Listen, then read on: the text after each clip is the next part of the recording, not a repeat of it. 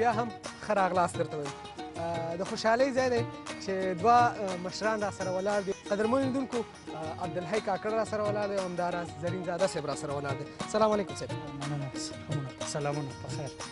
کور ودان ټول نه مخکې خو درته امارات ته ښه راغلاست یم. په خیر ډېره څنګه دی اماراتو ژوند درته څنګه ښکاري؟ چکر مو ووهه، امارات مو ولیده، څه فکر کوئ د امارات په اړه؟ یاره زه خو 2 شپې مسوي دي که نه، نو زه خو بهرحال نورو ملکونو ته هم تللی یم، هېوادونو ته، او هر ځای چې ځمه نو هغه د پرتله کولو کوشش کوم، یعنې یوازې تفریح نه پکې کوم،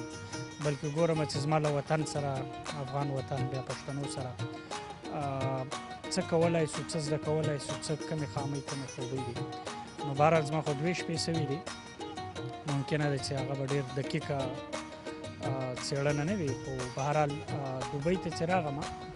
نو یو خو مې دا افسوس وکړي چې یاره په کار و د یو خبریال په توګه زه په کار وای چې ډېر وختي راغلی وای،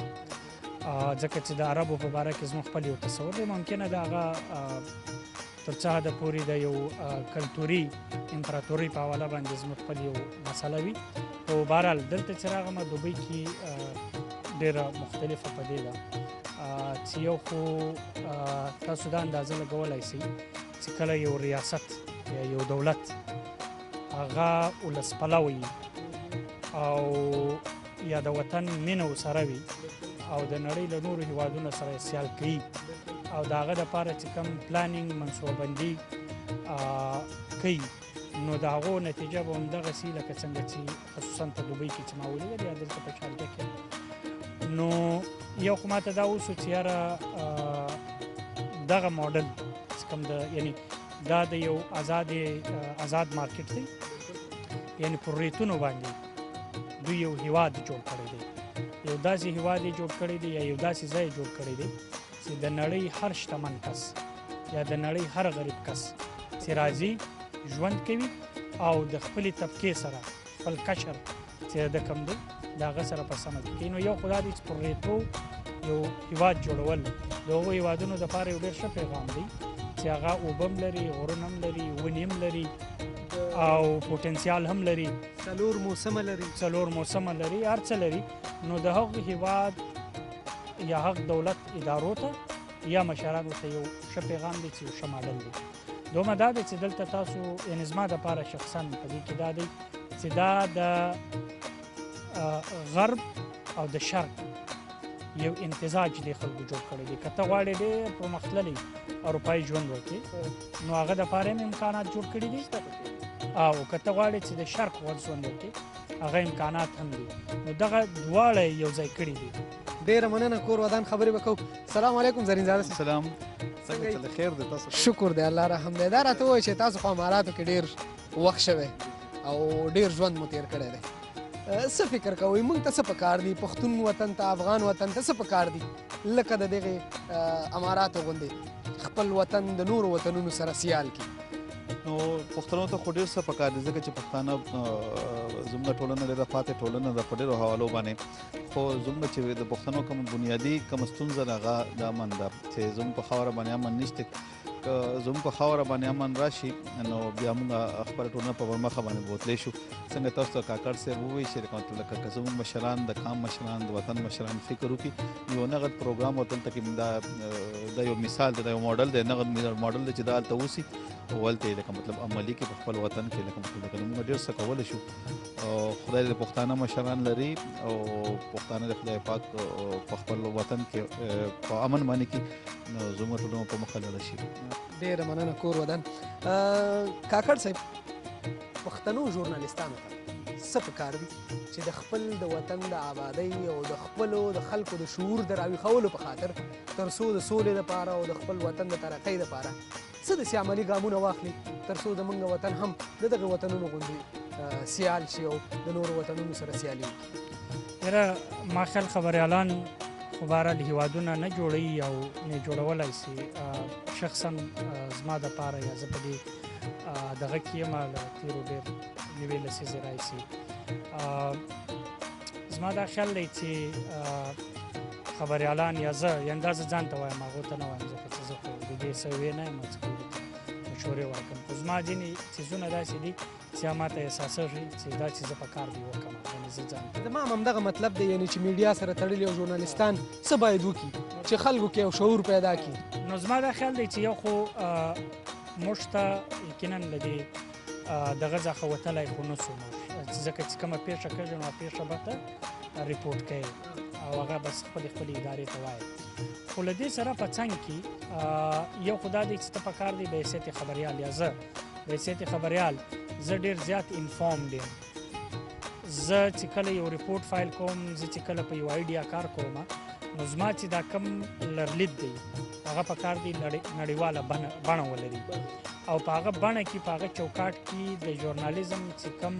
حدونه او پیمانې دي او کم اخلاقیات او کم دغه دی په نظر کې وساتم ډېر ابجکټیو پاتې سم.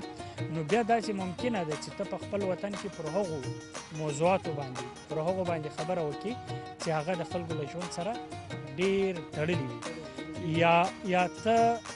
یا په انګریزي کې چې نریټیو ورته وایي چې کوم پښتون نریټیو دی ځکه چې مسله دا سوې ده چې په پښتنو باندې هغه په پاکستان کې ژوند کوي که هغه په افغانستان کې دی په دې دواړو کې مسله دا ده چې د دوی خبره هغه به یا د پاکستان کې د پنجاب میډیا کوي یا د پنجاب چې کوم خلک په تینک ټینک کې په امریکا کې دي هغه به هلته خبرې کوي